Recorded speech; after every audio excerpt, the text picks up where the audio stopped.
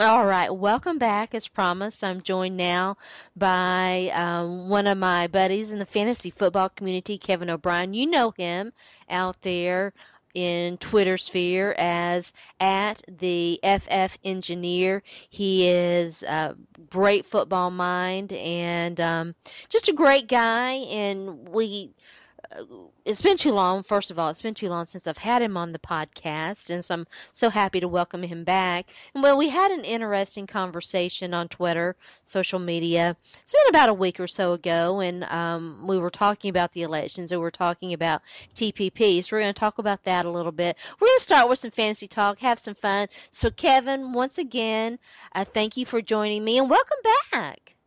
Thanks. Glad to be back. Yeah. Nice to talk to you again. Yeah, it's been too long, and so I'm so happy that we're able to do this. And since it's been so long, tell everybody once again a little bit about yourself and where they can find you, find your writing, and all of that. Yep. So these days I'm writing for Dynasty League Football.com. Primarily writing Dynasty fantasy football content these days. A little bit of redraft, but not as much as I used to. I think I'm down to one redraft league, and I'm in now 20 Dynasty leagues. Yeah. So getting up there pretty high. Dynasty's A so lot of leagues. fun. Yeah, Yeah, it's awesome. yeah, it is. And regular listeners to this show know that that's kind of how I cut my teeth, so to speak. That's how I got started in fantasy football was with a keeper league, and that's a great way to start for those who and there's so many options now. We'll talk about that in a minute. But for those who might not be as familiar as you and I, for the average person, what is the difference between dynasty and keeper, and why are those leagues different from redraft? Yeah, so essentially in the dynasty format, you draft a startup draft, an inaugural draft, and all the players will be available to you, similar to how a redraft league would be, and you'd have your draft and you draft all your players. But once the season's over, you maintain that roster all the way through the off season. So through January, February, March, you still maintain those players on your roster. And unlike redraft, where those you basically hit the reset button back in August and you start all over again, the keeper or the dynasty format is you keep all of your players essentially, and it's supposed to pseudo recognize or assimilate to a real NFL team, right? So like you get like the Titans or something, right? They don't just flush their entire roster every offseason. Right. They got all their players and then they either sign free agents, pick up waiver wires, or we have a rookie draft. So in Dynasty League Football, the big thing reoccurring every year will be that you draft in your rookies, and so you'll have a smaller subset of a draft to kind of bring in the new and upcoming talent, just like an NFL team would. Yeah, I think I've been in dynasty and keeper leagues, and um, the first league that I had, the keeper league that I had, we did not retain full roster rights. We had to pick, and I'm trying to think because it's been so long. This was roughly around 2005, 2006, and I think we only kept like four players on our roster, and then we had to throw the others back. And so you did have, some. It was kind of a combination. There was some redraft, but there are so many options now, and with the advent of commissioner software and commissioner websites and stuff, it's really been kind of an exciting explosion in the variety, don't you think? Absolutely. I think a lot of keeper leagues used to appeal to, redraft was so big 10 years ago, Yeah. and so many people doing redraft. And the idea of you wanted to keep some of the players that you had for a long time was appealing to people, but the idea that you would monopolize basically as many players as you could in like a full keeper or even a 12-team Mm. keeper or something a little bit larger, closer to dynasty, I think a lot of home leagues didn't like that because people were ending up with Adrian Peterson for 10 years, right? Yeah, And yeah, they were monopolizing these players yeah, where exactly. Yeah, casual redraft leagues, your home leagues with your buddies, they kind of want to it's a little bit more refresh that competitive. it's a little bit different kind of, Yeah. thing to it. Where Dynasty is growing so much, people can join so many leagues and they're kind of more accessible and there's a little bit more of a draw in there. I liken it. I actually wrote an article, my first article at Dynasty League Football. It's a free available article, not behind a paywall or anything. I actually referenced a Pink song. I don't know if you listen to Pink, I but do. there's Yeah. a song, Sober, how do I feel Yes. this good sober? Yes. And that's Dynasty football for me. Yeah. How do I feel this good sober all the time? Redraft is when you're drunk, Yeah. but it ends, right? And so how do you feel that good when you're sober? And that for me is Dynasty football. How do you enjoy that roster building and trading and all that stuff year round, right? Because it doesn't really ever stop. Doesn't stop, and we were talking about that on the show, one of the shows that we did a few shows ago, and one of the things that appeals to me about keeper/dynasty leagues is that it is that strategy aspect of it, because in when you're drafting and when I'm drafting in MFLs or redraft or what have you, it's kind of like chess to me, because you're not just planning for that next pick, or you're planning picks ahead, but when you're dealing with dynasty/keepers, you're planning years ahead, as you mentioned, and it does, it really does, and it does remind me. Does it remind you of chess in a way? Are you a chess player? I'm not a chess player, but it does have that kind of dynamic to it. It's definitely a strategy type thing. I like to ask guys how they got started playing fantasy football and in the business. So tell us a little bit about how you got started. So I got started fantasy football. I started in redraft, basically free leagues, Yahoo League, ESPN type leagues. I started with the idea that I'm a Patriots fan. I live in New England, live in Okay. Massachusetts, and I'm a big Patriots fan. And I'd watch as a teenager. I'd watch the games, and I kind of didn't like that I didn't know the other players on the other team, Mhm. and Mhm. and I really wanted to familiarize myself with players on the other team. So somebody had mentioned, "Oh, why don't you get into fantasy football?" And you kind of open your eyes to players that are across the league rather than Mhm. just getting familiar with the Patriot players. Mhm. So I started probably 1998, 2000 back then, just doing redraft leagues. And then I, just was in a home league for many years with some high school buddies. That kind of broke up and ended. And then I was doing a lot of free leagues. And about 4 or 5 years ago, I started playing Dynasty Fantasy Football. When I joined Twitter, I started Twitter about 5 years ago. So, and I met up with some guys and we created a themed league called Seinfeld Dynasty, which we love. So it's a 14-team Dynasty team, Dynasty League, and we it was good. We just got a good group of guys that we kept talking frequently on Twitter, and we joined the league. And from there, we just added we about 8 or 9 of us Mhm. respun that over, and we started a second league and then a third league, and now, as you mentioned, I'm up to 20. So, Yeah. and how did I start writing was I was pretty anonymous on Twitter, and I just really started looking for information, news, notes, inactives, those kind of things for my home league, which is pretty competitive. So I wasn't really looking to write or anything like that. And me and a couple of guys, we would tweet ADP. We'd redraft ADP, and we kind Mhm. of, I was like 25 followers back then. It was just we're going back and forth with each Yeah. other. All right. Yeah. And the small website asked me to write just some thoughts down, so I started contributing with a small site that I don't think it's around anymore either. Anyway, but anyway, it just progressed from there. Yeah, I think that is, it kind of mirrors the trajectory path of a lot of people. Twitter, social media has really enhanced, to me, it has enhanced the experience, and I think, and I say this all the time, but it's so true, and I like to give love out to the fantasy football community, but it really is a great community. Absolutely, it's wonderful. Yeah, it's fantastic. All right, so what for those out there who are looking to either to start playing Dynasty or to up their Dynasty game, what are some tips or strategies that you employ to to try to win your league?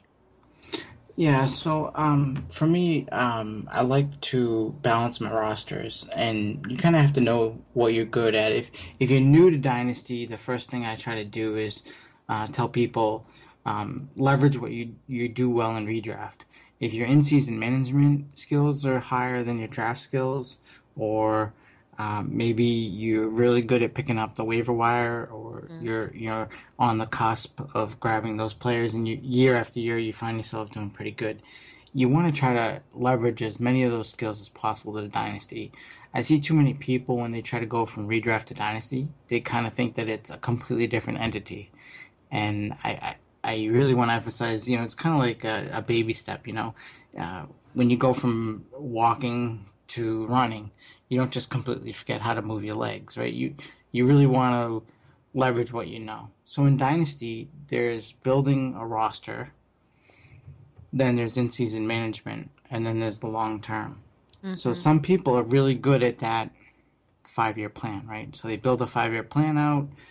They actually will, so to speak, punt the first year and really get a lot of young players thinking that they can project out the trajectory of those young players to be good and have a large sample of good players, good young players that'll last them 5 years out. If you're transitioning from redraft and you're going into dynasty, you might want to be a bit more balanced when you have a little bit more veterans that you're familiar with that you know will give you good core scoring, and then supplement those in with some rookies, almost emulating more like a NFL team, right? So the Patriots, they have all their veterans and everything else, but they still try to draft well and they still try to bring up players behind it, right? So they don't ever want to be all young and all old or be too imbalanced. Mhm. So Mhm. I really, push people trying to have a balanced roster. Yeah, I think that that's important too. What is your strategy on trades, and how do you recognize when it's time to, and say you've got a marquee guy. You mentioned Adrian Peterson before. How do you go about evaluating when it's time, to make that kind of decision? Yeah, so with balance in my rosters, I gauge it by almost having a life cycle of my team. So if I have, say, if I have an abundance of Adrian Peterson, Matt Forte, Jamal Charles, or Brandon Marshalls or Larry Fitzgeralds, and I have those kind of aging players that I know I may get some good peak seasons out of, but Mhm. I know they're not going to last another 2 or 3 years. If so, that would be a roster where I'm not that balanced, and so I think when you get all those players at that age, that's a time where you want to start peeling off. Right. I'm not a big fan of dumping. So like some Mhm. people say, oh, I have a really old team, I need to completely unload and sell everybody. I Mhm. kind of like to sell off my expendable pieces Mhm. and then backfill and then have enough youth underneath it so that you have the young guys coming up, Right. moving into your core, and then your core is the aging group, right? So, like for Mhm. me, a good example would be Antonio Brown. Right. I have Antonio Brown in many of my leagues, and I've had him for 3 years, and he's been my core Mhm. receiver. So now that he's 28, he's going to be on the back end of his career, or back nine, let's call it. I have Keenan Allen. So Keenan Allen is on the young side. He's going to come up into my core hopefully this year. I'm looking for a big breakout season from him. And then you'll draft people like, Will Fuller or Tyler Boyd or Shepard or whoever you like that's the young rookie coming up. And Mhm. you kind of have that backfill. And you kind of want to have this, if you're familiar with product life cycles, you kind of want to have this one rearing up and then you have it coming in and then you have your youth coming in behind it for your core. Yeah, I think that that's solid, and it's really a balancing act. I completely agree, and it's hard to identify those guys. At some point, and we say this on the show a lot. Old Man Time, he's definitely undefeated, and speaking of which, I had Mike not even going to try to pronounce his last name, even though he's tried to help me out so many times. I'm just so bad. I don't want to mess it up. And I know you know our buddy Mike, who is also a New England Patriots fan. Mike MFL is how I call him, and we had a conversation about Tom Brady. So I'll ask you about it too. How much longer, how much more does Tom Brady have in him? You know, it's a big topic in New England, and seems like we have this every year for the last 5 years that he was going to hit this cliff at some Mm, point. mm-hmm, You look at guys like Favre, Marino, mm-hmm, um, Elway, even Warren Moon going a little bit way back. Those guys played early 40s. mm-hmm. So 42, I think, is probably on the long Vinny end, right? Testaverde, who's put up fantastic. I know that he doesn't get a lot of. Uh, People are Accolades. Yeah. very divided on Vinny Testaverde. I think he was underrated. Okay, anyway, but that's just another name. Yeah, I think one of the problems you get though with the aging guys is you start with Peyton Manning is that when they're elite level, I think that when they age and they can't do what they want to do, it frustrates them to the point where they kind of give in, right? They don't want to just have mediocre seasons at their end. So I think Peyton Manning, I think that was a big part of for him why it was time to give up because I Mm, think he was frustrated that he couldn't zip the ball the way he used to be able to. He could make the reads, but he just couldn't zip the ball I, physically. mm, So I think that plays into it a lot. Is that when these elite quarter the point where they can no longer zip the ball or hit the windows that they want to hit. mm-hmm, I think that's when that they internally tell themselves, right, I can't do this. I can't go out here and be mediocre. I can't just be no offense, Vinny Testaverde, right, right. No, I be, understand, but be I'm just saying. mediocre. I mean, if you look, Um, but he didn't have good teams around. We're not gonna spend a yeah, lot of yeah, time. yeah, But I yeah. want to I ask understand. you, yeah, and I agree with that. We've seen some up and down. And infamously, what 2 or 3 years ago, he had that mysterious thumb, possibly thumb thing that people wanted to try to key in on. I know that Jimmy Garofalo has had an up and down camp, but do they think that he's the guy behind Tom Brady, the answer for Tom Brady? I don't think they know yet. I mean, they kind of thought this with Mallet at some point, at one point or another, and also with Hoyer. I mean, Hoyer, when he was coming up and he was in camp for a number of seasons, he looked, felt, and talked just like Tom Brady. You thought this was a complete shadow of him, Hmm. and it was going to be a carbon copy. And it really, I don't think they know themselves. I think Garoppolo and Brady are both signed through 2017, I want to say. And I think at that time they'll reset themselves, right?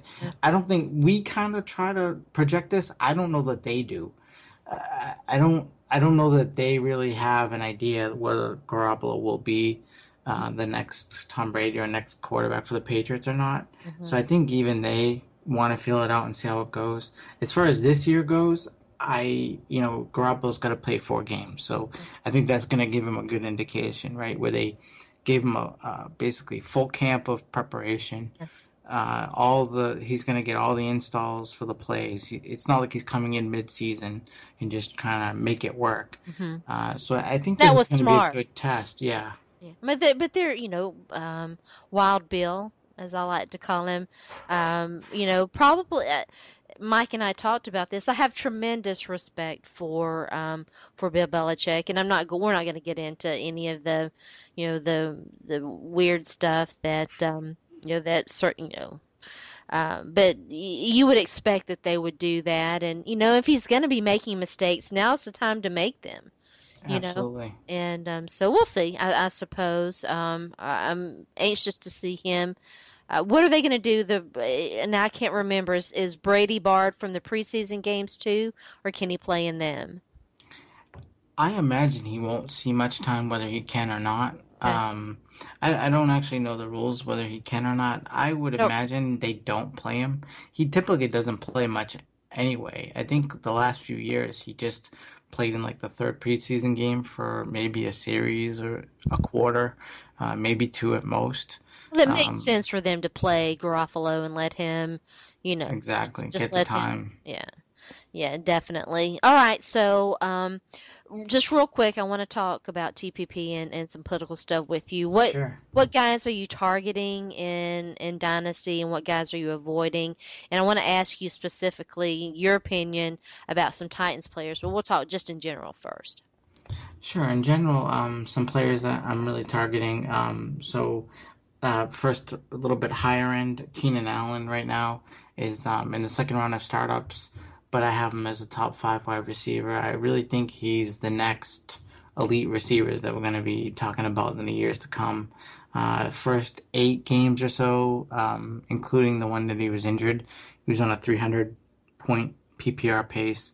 I think he'll come back and do that again with Rivers, and he's got Wisenhunt back. I don't know how you feel about Wisenhunt in Tennessee, a little bit connection there, I think. But Yeah, yeah, yeah. I think as an OC, he can really come back and do well there. So I like Keenan Allen as a high end.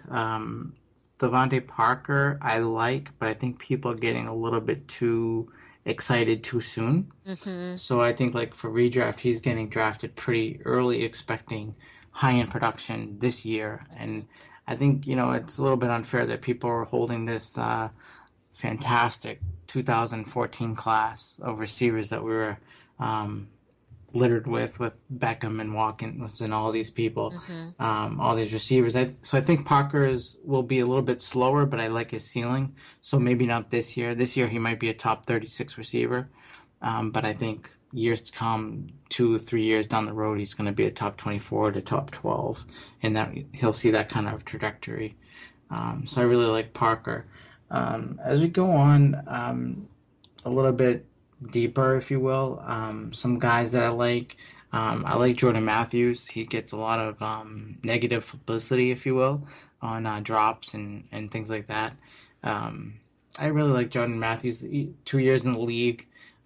His numbers over those 2 years um, as a whole, are actually higher than Allen Robinson. Allen Robinson didn't have a great rookie year, blew up last year. But over the 2 years combined, Jordan Matthews actually has a more productive 2 seasons. So I really like him. Um, those are some targets that I have. I still like Devontae Freeman. I liked him last year, but got creamed for liking him last year, and I'm still riding that right now. There you Um, go. so It's always good no to hit no on a reason to guy like bail. that. Yeah. Yeah, I got in early. I identified him last year, very early on, and people were like, oh, "What do you see in him?" And I thought he was a Brian Westbrook. I really did. Mm. I think he a little, people thought he was a cop, change of pace type back, Mm. and I think he was a pretty good runner. So I like him a lot. Still going forward. Um, Eric Ebron a little bit later in drafts. Little injury scare there, but Yeah. I think he can do good in the red zone Still in not hearing Detroit. much about that. It does sound like he was standing and walking, so we'll see how that sort of plays out. But definitely scary for Ebron owners. Absolutely. Yeah. And now I'll segue because I really like him a lot, and I liked him before the Titans drafted him. Is Tajay Sharp? Yeah, yeah, yeah. Um, I own, yes. so Yeah. so we'll segue I into bought Titans in. guys. I identified him actually. A few of my leagues are Devy leagues where you draft college players and they go into like a Okay. taxi squad. Hmm. Um, It's pretty cool. so yeah, it's really cool. It's a different variety, if you will. Yeah. So I had drafted Tajay Sharp after watching some. I was looking for some low end flyers, some under the radar receivers that I could get cheap because we do auction draft Hmm. for our Devi players. So I looked into him, and he has this. I don't know if you've ever seen it. He has a YouTube video out that he did for UMass when he was in college, basically how to run a route. So it's just him talking, and he's on the football field, and he tells people, in this kind of route, you want to, drive as hard as you can to the route, plant your foot, and he goes through the different mechanics of route running. And I looked at him and I like, this kid is just dedicated to his craft. He Yeah. may not be the most talented kid you're going to come across. He won't have all the metrics people want. They look at hand size and they come up with all these reasons why he's not going to be good. But I just look at people like that really hone their craft. Mhm. They really, really enjoy what they do, and he takes it to heart. And I think that's coming through in camp. It So is, yeah. for me, when I see Sharp doing good, it's not a surprise to me because I see a kid that's worked so hard and Yeah. it means so much to him. Mhm. And he wants to run these good routes, and Mhm. he's paying attention to detail. He's You already the know, best route runner on the team, they're saying. Absolutely, and it's no surprise to me where everyone else is saying, "Oh no, but he's no, he doesn't have the metrics." And when I was evaluating him, he wasn't that good, and Mhm. he was in a UMass offense that wasn't so great, or you know, they come up with all these reasons, but sometimes football is just that easy. He Yeah. works hard. He's good at route running. He's short-handed, and he's basically the opposite of DGB, Yeah. right? Oh, yeah, absolutely. DGB is everyone wants to crown him before he's done anything. Yeah. Um, And I tried to tell people when the Titans drafted him, year three is his, to me, that's his sweet spot, if you will. And so he was raw to begin with, missed an entire year of football, and he's got the physical measurements, but he's just so raw. Whereas Tajay Sharp is really a polished guy, and yeah, I mean the two Titans wide receivers, and I try. Believe me, I try not to. Although I was a big fan of Derrick Henry, we're going to talk about him in a minute, and I didn't have any, I didn't hold back on owning into him. But the two Titans wide receivers that I've um, drafted this year are Tajay Sharp and Rashard Matthews. I think those are going to be the two outside of, and Delaney Walker, who I know he's a tight end, but you've got to talk about him when you're talking about their receiving core, and I have him as well. So to me those are, and I know a lot of people like DeMarco Murray, and I'm willing to give DeMarco Murray all the credit in the world if he can stay healthy and be a lot better than he was in Philly last year. Yeah, absolutely. So Delaney Walker, he's like the constant um, underappreciated tight end. It's unbelievable. Like in redraft, you can always seem to get him late, and then he does well, and people are like, "Oh, well, he won't do it again." And he's And then it's like 3 years later, he's still doing well. It's like, at some point, you just got to realize he's a value. Mhm. I was looking real quick. I think like sixth round ADP in redraft. Mhm. I mean, that's a great value. Even if he's gonna, even if you were to draft Jordan Reed or somebody earlier, like even Gronk, you can get Delaney Walker in the sixth round, throw him in your flex, and Mhm. he's gonna be just as good as some of the receivers that you're gonna get. Mhm. Mhm. So in that round, you're looking at, like I said, Devontae Parker, who I think will be a top 36, but Delaney Walker could be a top five tight end. So in PPR, they might score similar points, Mhm. and you can just put Walker in your flex. Yeah, I like Walker a lot. Richard Matthews, I don't know what to make out of him, to be honest with you. He had a pretty good first half of the season Mhm. with Miami, and he did well. He ran some good routes. He caught the ball. He was pretty reliable. I think he was top 24 to 28 range, Mhm. maybe in fantasy in Mhm. PPR. Um, it, he's kind of guy that I question whether some of these free agent wide receivers they pick up and go to another team, and I don't know if they'll pick up where they left off or not because he really wasn't on the radar before last year. He was kind of wasn't expected to do much, and I don't know how much raw talent he is there or how much just clicked with him and Tannehill. So it's hard for me to really gauge a guy like Rashard Matthews. Um, it's not somebody I really studied early on or expected to do well. But definitely, he seems to be a starter right now. With I think the depth chart came out.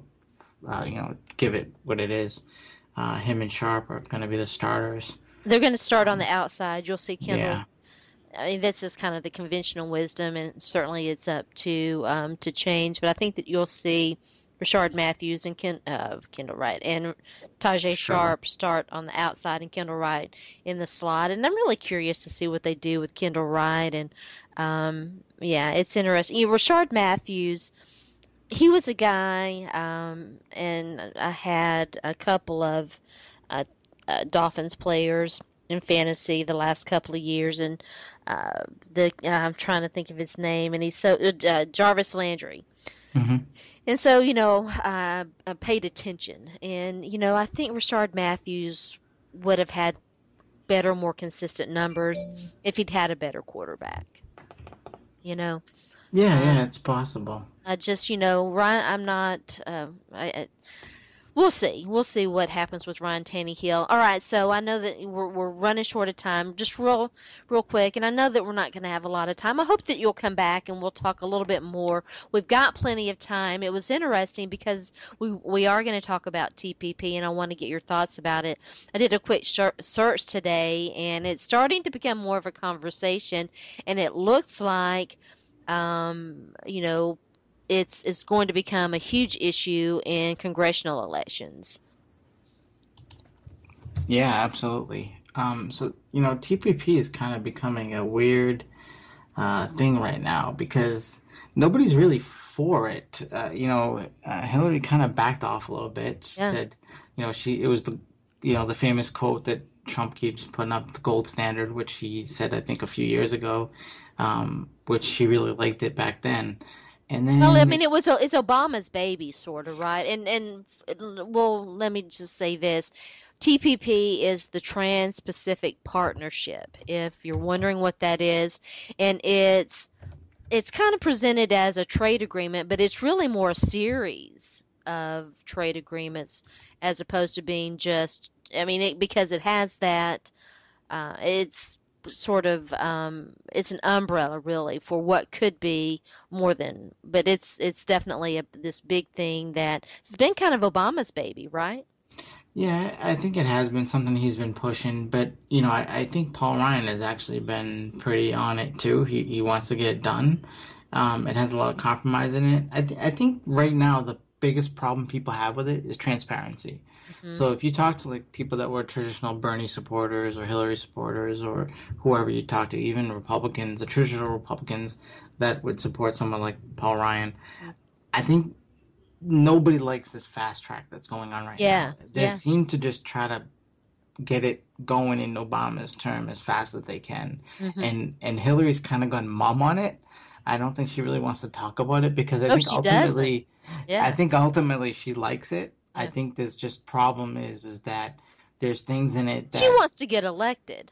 yeah, And of course. and it's amazing to me that people are like, oh, well, well, of course she wants to get elected, and she'd be dumb if she weren't smart. I mean, Lord, I just pulled a what's that guy who said the former quarterback who's on Trent Dilfer. I just Trent Dilfered myself.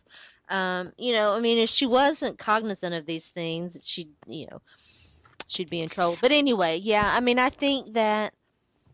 And I forget. Oh, it was Tim Kaine. Tim Kaine's come out and said that he's not going to. So he does not support it. He's gone on record. She doesn't want to go on record because she doesn't want it to become a big issue in her campaign. And what's kind of funny now is um you know I I'm kind of in the middle of politics. I don't really consider myself a Democrat or Republican. I Like don't either. I really am open. I don't really care about parties anymore. I just follow the issues and then align with the issues. I very rarely vote party lines. But let me ask you this, and I'll let you finish that. But before we get there, are the labels Democratic and we've been talking about that on this show. The labels Democratic and Republican they mean butkus anymore. Because and we talked about this last week. Barack Obama could easily have run as a Bush Republican, except that except that Maybe. I mean, maybe. I but mean, except that Obamacare is a pretty big it's leftist starting. social No, platform, but it's a Republican initiative. It's the it's Heritage Foundation originally I did it, and I live in Massachusetts. I know I'm very familiar with what Romney did. I don't know how many people are familiar with that, but Romney pushed. We were mandated years ago. When I file my taxes in Massachusetts, I actually have to provide proof that I have health insurance, and that started under Romney when he was the governor, and he was Republican. There's no hiding that. And the concept behind it was, I don't know if people realize this, but the Heritage Foundation, Republican think tank, came out and they, for an interesting angle to socialized medicine, they came out with it that it's fiscally responsible to not have people go into emergency rooms without health insurance because they didn't want to pay for the So poor just showing crazy. up. So It, fundamentally, it actually is a Republican concept because of that reason, which is just funny because now they don't support it at all. yeah. I mean, it is crazy, and that's why I think you and I talked about this a little bit before we got started recording. I mean, the Democratic Party is far more centrist than they get credit for, and I think you and I can agree certainly that Obama is a centrist. He has policies that can be centrist. I don't think anybody that's on the right would probably agree with that, but Of course not. people on the left will say that, right? So, I mean, you'll say, I mean, this is like just degrees of left, I think. Yeah, Hillary is more moderate than Obama, I would say. yeah. And The the Clintons definitely were centrist, no question. They are and the ones who really moved the Democratic Party to the center. Yeah, and I think, one thing that was a dynamic in this election that really kind of bothers me as an American is that, is just as an American voter, one thing that bothers me is that with Trump being such a non-good candidate, Terrible. You can say terrible. I don't mean this as like a partisan thing. I just mean it as, An I believe American in thing? a yin and yang. I believe that when you have two good parties, they move each other to the I center, and completely agree with that. it's better for all of America. And the Yes. problem now is Bernie is a stronger candidate than Trump, Yeah. which moves Clinton to the left Hmm. because now she's more concerned about his electorate rather than what his voters are bringing. So say he's in the 30% range of Americans. I think Bernie would appeal to a bigger piece of the pie, and she's more worried about getting those people. So now she's talking about free college. She's talking about many, many more leftist ideas, right? And that kind of pulls her away from center, Yeah. right? And Well, I and don't she's afraid necessarily she's like going to that. lose those voters to Exactly. to the Jill Steins or the who's the other, the David Johnson, isn't that the other? And there's a new guy who's coming in, a split vote, and I've always said this, feel free to disagree.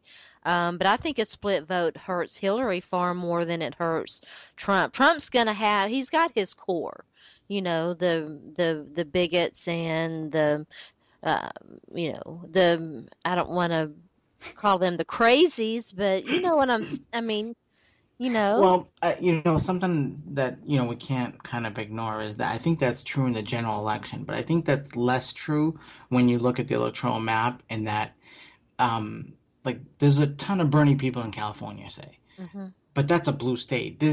I don't care how many Bernie people there are. It's not turning red. Just California is not going to turn red. Massachusetts is not turning red, and there's a lot of support.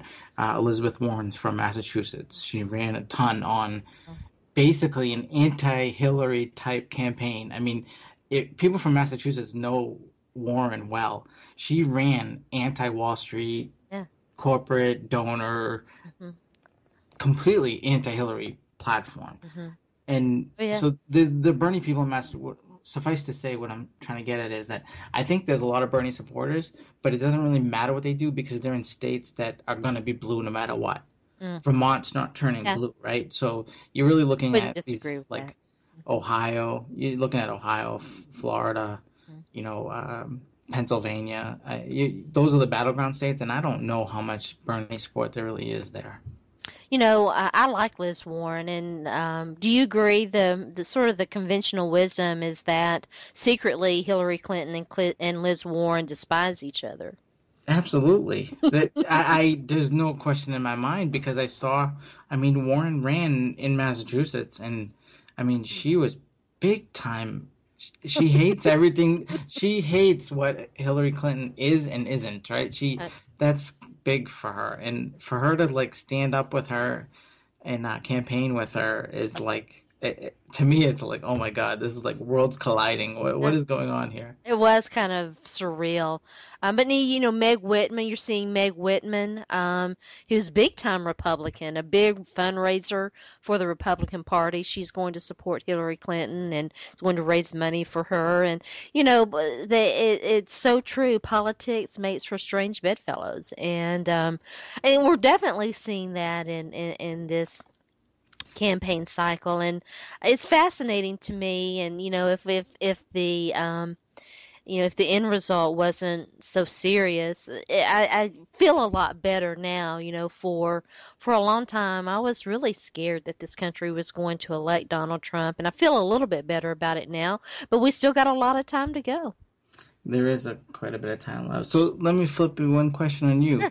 Do you think that these Republicans breaking against Trump helps or hurts him? Because he's running it that he doesn't want these people.